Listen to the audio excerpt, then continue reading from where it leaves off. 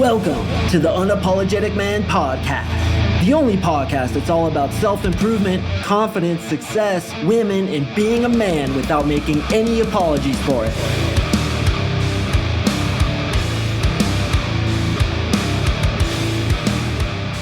What is up, gentlemen? Thank you for tuning in to another episode of the UMP. Happy Halloween, guys. I hope you're going to have a good time tonight. I absolutely love Halloween. I think it's my second favorite holiday next to 4th of July, where you get to blow some shit up. And I actually don't know if everybody around the world celebrates Halloween, but dude, it's so sick, right? We get to get dressed up.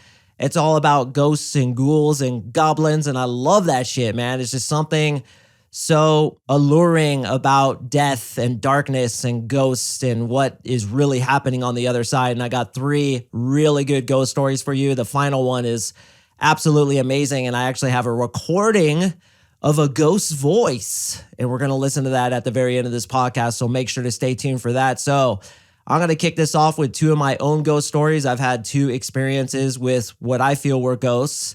I'm sure you guys have had experiences too, but these are pretty convincing, at least for me. I fully believe in ghosts, 100%. I'm going to talk about a little bit why, as we shop for a new home, Marissa and I, one of the first questions I ask is, did anybody die in this home? Because if they fucking died there, I'm out like sauerkraut. I'm off like a prom dress. Don't let the door hit me where the Lord split me, because I'm not living in a house where somebody died.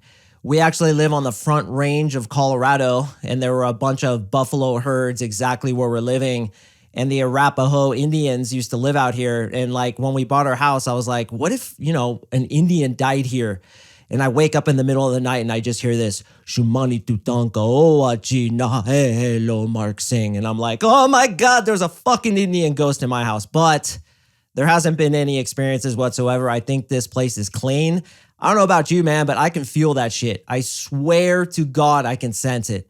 We went on this haunted cave tour a couple months ago down in Colorado Springs, which is about an hour south of Denver. I live an hour north of Denver, but we went down there.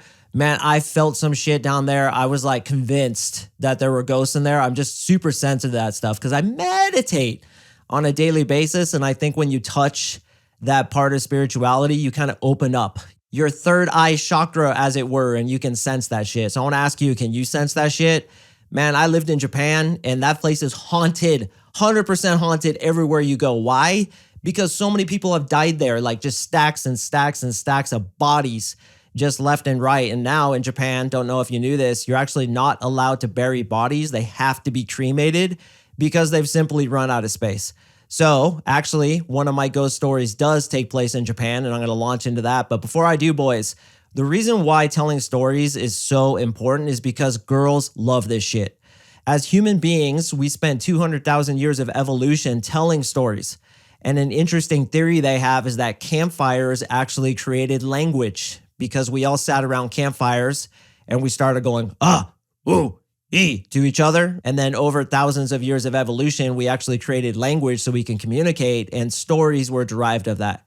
So you are very much wired to enjoy and also learn from stories.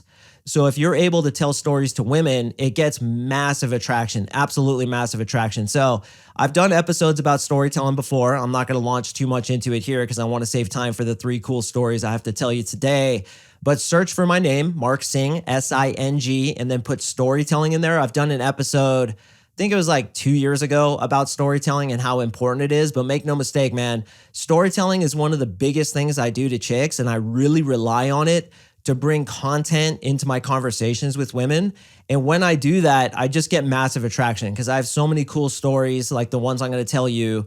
And you may be sitting there thinking, well, I don't have a lot of cool stories, and I beg to differ. You absolutely do, brother. You have had a life full of adventure, full of things happening. Even if you don't think you have, I guarantee you have. And the way to find stories is to look through the pictures of your life to remind you of those places you've been, those things you've done, those hobbies you used to be into. Stories always come out of that. I mean, every year you live, you have at least 5 good stories from that year, in my opinion. Telling those stories to women gets massive, massive attraction. So rather than telling you how to tell stories, I'm simply going to demonstrate how I might do it to a woman. Today's Halloween, so of course we are doing 3 ghost stories. So let's kick off into the first one. First one is probably the most mellow, and they're gonna get a little bit more intense as we go, but it happened in Japan. So I used to live near Osaka in Japan, and Osaka is the second biggest city in Japan. And my buddy Takedo lived in Nara, which is a city next to Japan. There's like a lot of rich people there. So one of his friends, he was an older gentleman, had a mansion. And the mansion was pretty much abandoned because this guy had places in Japan, he had places in the United States, he had a place in the Mariana Islands, Saipan Island. So this guy was basically a multi-millionaire, and he just had this mansion that was kind of abandoned. It's like everything inside of it was old. The electricity didn't work, and there was no cooling, and this was during the winter. In Japan, winters get pretty damn cold. I think it's about on par with like England with how cold it gets. They do get snow in some areas, so it gets pretty cold. But Takedo and I had the opportunity to stay the night in that mansion one night, and we were like, yeah, man, this is awesome. It's a huge house, tons of different rooms. It's this like gigantic, gorgeous place that fell a little bit out of disrepair. It had some old furniture inside, but we were young, you know, I was like 26 or something like that. So I was like, fuck it, let's do it. So we go into the mansion and we get in there, and yeah, it was a little creepy. It was a little creepy, specifically because they didn't have any lights on and it didn't have any cooling. So we're like wearing our entire jackets in there, and we were gonna get in sleeping bags, and we were just, I don't even remember, man. We were young, you know, you just watch videos and throw the ball around and fuck around. It was just cool being in a mansion. So as we're doing our thing, Takedo mentions that his brother Hideto would sometimes come to the mansion too, and he would just show up randomly. And in fact, he was kind of squatting there. His brother was a few years younger, and he just kind of mentioned that to me. So I was like, oh, that's cool. You know, he probably enjoys it just like we are, and being in his early 20s, it really didn't matter. So anyway, the night continues, and I had to go out to the car to grab something. So I go downstairs, I go outside to the car, and I come back in, and I walk past the basement. And the basement was like this door that was adjacent to the stairs that led up into the main area. And clear as day, I heard a girl laughing inside the basement room. Like clear as day. I will take that to my grave. I 100% heard that. And it didn't sound creepy. It wasn't like, hee. It was just a girl laughing.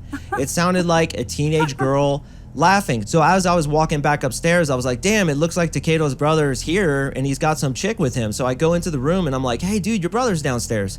He's like, what are you talking about? He's in Osaka right now. I'm like, nah, dude, he's downstairs. He's with some chick. I heard her giggling, like downstairs. He's like, are you serious? He told me he was staying in Osaka tonight. So we go down there and we open the door and there's nothing there. Nothing there. So we look all around. We're like tripping. We're looking for like a voice recorder. We're thinking maybe, did it come from outside? Like, what is this? But the whole neighborhood was quiet. I swear on my life, I heard a girl giggle in that room. And that entire night, dude, I just felt super creeped out. Nothing more happened. I know it's not like the greatest story, but dude, I heard a fucking ghost giggle, bro. Give me some credit. Have you ever heard a ghost giggle? I didn't think so. So save your judgment, because that scared the living shit out of me. My second story, this one's a little bit better. I went to UC Santa Cruz. It's a few hours south of San Francisco. It's right on the beach. And I think I mentioned in a previous podcast, I used to live on the beach and go surfing. But at this time, I was a freshman in the dorms. Don't know if you guys ever lived in dorms, but I would kill to know what I know now about women back then, because back then I couldn't get laid if I was in a Tijuana brothel with $100 bills strapped to my penis. I had no idea what to say to all these fucking hot girls running around. I was so horny I'd fuck a snake if I could hold it straight, but alas, I was a virgin until I was 21. I was horrible with women, which is why I think I'm a good dating coach, because I've been in the absolute depths of hell, unable to attract women. They wouldn't even look at me twice. And now I am, for all intents and purposes, a girl magnet. So if you aren't able to get girls, or you're anywhere on the spectrum of kind of getting girls, but not the ones you want, I've been through every phase. I've been through complete Sahara Desert to Saudi Arabian king level harem shit, where it's just like all chicks all the time, wake up under like 67 bodies of naked females. I've been in insane situations, but at that time I didn't get any action at all. So anyway, we're living in the dorms and we went to one of our dorm mates' dorm rooms and we got out the Ouija board. Have you guys ever fucked with one of these things? You can ask ghosts questions and you all put your hands on this little slider thing with a window in it and it slides to like different letters and it like spells out things. It's really weird, because we were all barely touching it. And you probably done it before too. It seems to work to me, man. Maybe it's just a bunch of people unconsciously pushing it around, which is probably true. But nonetheless, we're doing the Ouija board. So we're asking questions and the thing is moving and we're all swearing to God, I'm not pushing it, bro. I'm not pushing it. I just have my fingers delicately balanced on top. I swear I'm not pushing it. So then one of the girls asks, she says, if you're really here in this room, do something that will prove it. And I swear on my father's grave, I swear on my life, I will take this to the end of the world and back. All the lights turned off. And it wasn't a power outage either. I know that's what you thought, but it wasn't. We checked later. There was no power outage at all in the dorms that night.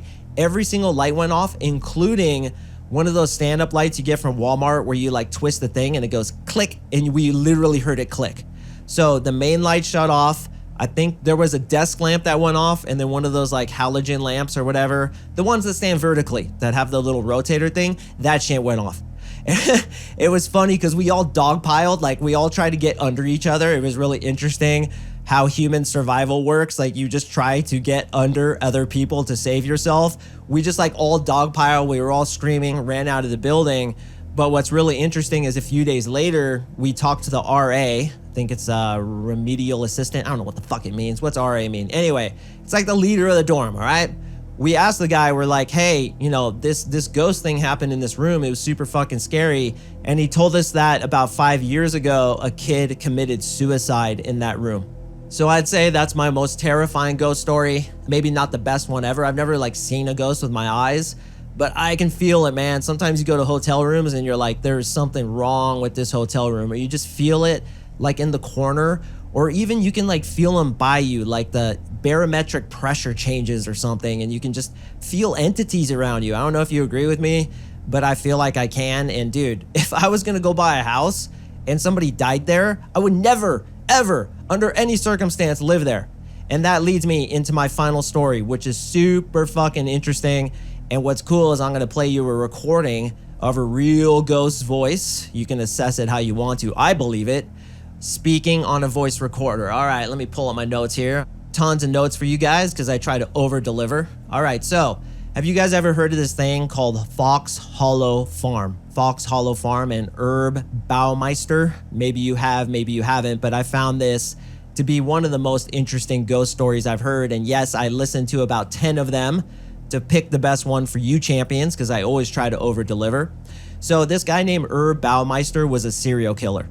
He lived in Indiana and he was a gay man who would go to the gay bars and pick up young men, bring them back to his place, let them swim in his swimming pool, and then go up behind them and strangle them. And he killed what people think over 24 young men, and they found 5,000 bone fragments on his property because he would just bury them on his property.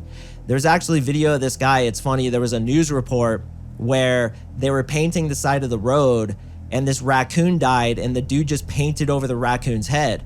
So they're interviewing residents who live nearby, and this guy, Herb Baumeister, this serial killer, was interviewed. You can actually find it on YouTube. It's not hard to find, but you watch this guy and he just seems like a dorky, innocent, couldn't hurt a fly kind of dude, right? You would never believe that this guy killed over 24 young men. He got them at the gay bars, brought them home, and then killed them, and then buried them on his property. What kind of psychopath are we dealing with here?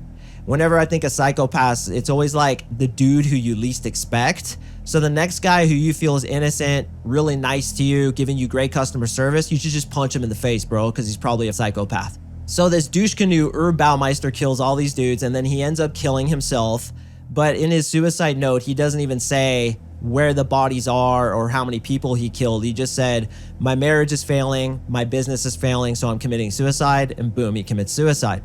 So in 2006, this couple named Rob and Vicky Graves and their 2 teenage sons are looking for a property in that area of Indiana.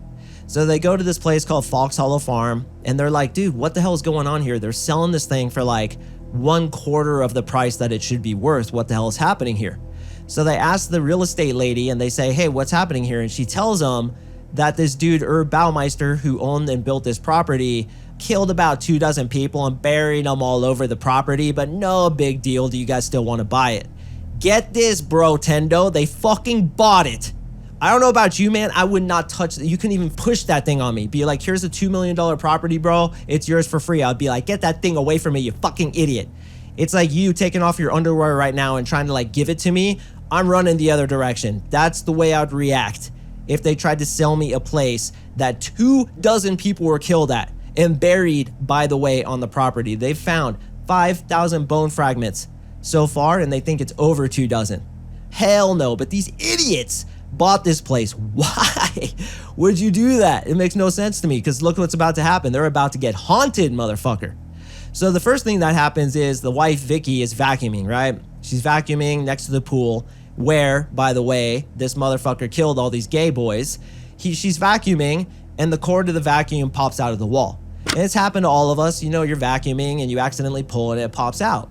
So she plugs it back in, and she's real cognizant not to do it again, and she's vacuuming, and then it pops out again. And she's like, what the hell, dude? I did not pull that line taut at all. I left plenty of slack. What's going on here? So she plugs it back in, continues vacuuming, and she's looking at it as she's vacuuming, and the thing freaking flings out of the wall, dude, like someone pulled it out, and flings like several feet away. So she's like, huh, that's weird. I wonder if that could be a haunting. Now, you know how MarkSing is. I'd be running the other direction. I'd be like, we're selling this shit. This shit's haunted. The fucking cord jumped out of the outlet, bro. I'm out like sauerkraut. And you'd be like, relax, bro. You were so scared of ghosts. It was just a electrical charge that popped it out. I'd be convinced at that point, let alone all the other shit that's about to happen. All right, so her husband, Rob, the dude who bought this place, he worked at a car dealership, and his employee, Joe, was always late to work. So Rob says, hey man, you're always late to work. What's going on with this? And he says, I live an hour away. You know, it's really hard for me to get here on time. And then Rob says, hey, you can come live in the attached apartment at our new place. We live at this gorgeous residence called Fox Hollow Farm. It's got this apartment attached to it. You can live there, and that way you won't be late anymore. So Joe's super pumped. He moves in within a matter of hours. And that first night, he has this really creepy dream that somebody's chasing him. So creepy, in fact, that he did something he's never done before, which was to sleepwalk, actually to sleep run. He runs out of his bed, hits his head on a cupboard or something, breaks some glass, and really cuts his hand. And he was like, dude, this was super weird. I've never had such a terrifying dream, and that was really strange. So the next day, Rob, the owner of the house, is painting the house, and Vicky is speaking to him. We're out of the corner of her eye. She sees a man in the forest, because there's an adjacent forest right there, wearing a red shirt. And she's like, what the fuck? And she's looking at this guy, and then he kind of starts walking off into the forest like Bigfoot, and then he's fucking gone. So she's like, hey, I just saw a guy in a red shirt walking around in the forest. What's up with that? Because they had their own property. It wasn't nearby any other houses. And then Rob says, well, you know, this is a famous place. This dude killed all these people, so it's probably just a looky-loo who's coming by to check it out. So they kind of brush it off, and they think it's weird. But in Vicky's mind, it sounded very odd that there's just this random dude walking around, and it really put her on edge.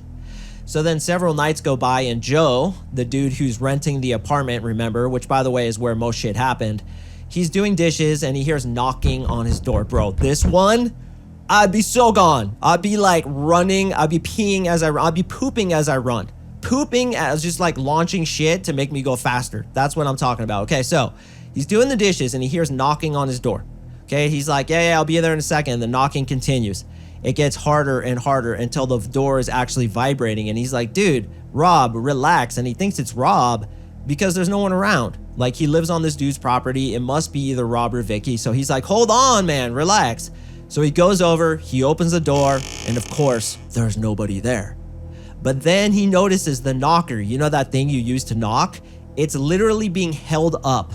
Like being held up as if somebody is holding it, kind of like vertically. And he's like, what the fuck? And he looks at it, and then it suddenly drops and hits the door. So at this point, after the dream that Joe had, after that just happened, he's kind of shitting bricks a little bit. And he kind of turns around. He's like, what the fuck, dude? And he sees a guy walk into his bedroom. As he's looking at this guy walk into his bedroom, kind of out of the corner of his eye, right? And by the way, have you ever seen something out of the corner of your eye? That was definitely a ghost. Definitely a ghost. So, sees this dude walk by out of the corner of his eye, and his dog starts growling, so he very slowly, and by the way, this is when I pull out the Sig Sauer P226 9mm with the tactical light on the front, and I clear my room, or I call the cops, or I throw a grenade into the room. Those are my three options. But this dude, just with his dog, starts kind of searching his room, and of course, nobody's there. So after Joe has this happen, he takes his dog for a walk to clear his head, right? So The knocking on the door happens, where the knocker levitates and then drops on its own. He sees a dude in his apartment, and he has that nightmare where he cuts his hand real bad. I just think I'll go outside and walk my dog a little bit in the darkness, and maybe I'll go by Rob and Vicky's house to see if they were the ones knocking. Like maybe they were doing a prank on me. They were hanging off the roof or something and knocking, and they had a fishing string connected to the knocker. I don't know what happened, okay? I'm just gonna go check it out. So he walks over to their house and the lights are all off. And then he sees a guy in the forest who too was wearing a red shirt. His dog also saw him, and his dog took off into the forest after this guy. The guy disappears, the dog disappears, and Joe, despite being absolutely terrified, because look at that, look at all the shit that's happened, and now he sees a dude in the forest who he doesn't know who it is. All the lights are off around the property, but he sees this dude and his dog takes off after him, and he has to run after his dog because he loves his dog and he doesn't want him to get hurt. So he gets a few feet into the forest, and then he sees his dog on the trail right in front of him, but the dog is facing him. And the dog has a terrified look on its face, like kind of its head is tilted and it's kind of cowering. It's got its tail between its legs. And then Joe looks to the right, and there's a fucking man in a red shirt standing right there staring at him. And he takes off running. Joe takes off running with his dog back into the apartment, locks all the doors, starts looking out the window, is just freaking out, and stays up all night looking to see if this dude is like tormenting them, trying to break into his apartment. So the next morning, Joe goes over to Vicky and Rob's house and tells them about what happened. And Vicky is kind of freaking out because she too saw that dude in the red shirt, remember? So that night, Joe is in his apartment, and once again, someone starts knocking on the door again. So hard, in fact, that the door is shaking, okay? Joe at this point is spraying projectile diarrhea onto the ceiling. He's peeing uncontrollably, and he throws up, and he has a hard on at the same time because all his senses are just fucked up. I'm kidding, of course, but that's what I'd be doing. Okay, so someone's knocking really hard, and he's like, okay, bro, I just got to face this guy. I got to face him. Swings open the door super fast, and no one is there. So then he shuts the door, starts walking backwards from it, and then suddenly the doorknob starts rotating, and he hears the springs clicking. He sees it rotating, and then suddenly the fucking door swings open super fast, and of course no one is there again. So at this point, he does the MarkSing protocol, and he fucking runs, okay? So he runs out of the house, and he stops about 20 feet from the front door. He turns around, and he sees a man clear as day in white. He's not in red. There's a dude wearing all white who's soaking wet head to toe. Now, don't forget, this Herb Baumeister dude killed people in the swimming pool. So that's what we're thinking, is that he's all wet, and he's standing there inside Joe's apartment.